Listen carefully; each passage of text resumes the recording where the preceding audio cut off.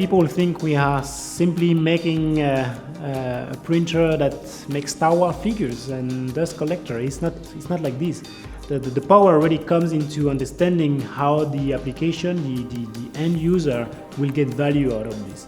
So when you realize this, and then when you understand that even with plastic elements you can create a lot of value, then you see a lot of opportunities.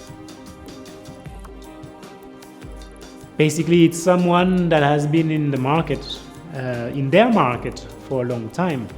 So for example, it can be someone that knows everything about construction building, how to make a good construction building, what are the challenges, what can you do with 3D printing that you could not do before. And then they contact us and we share those experiences, and then we transcend our knowledge with their knowledge and create something bigger together.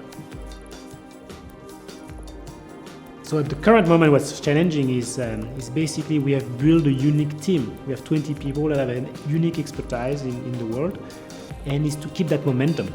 So it's going very fast, we see it's accelerating. How do you stay in the game constantly?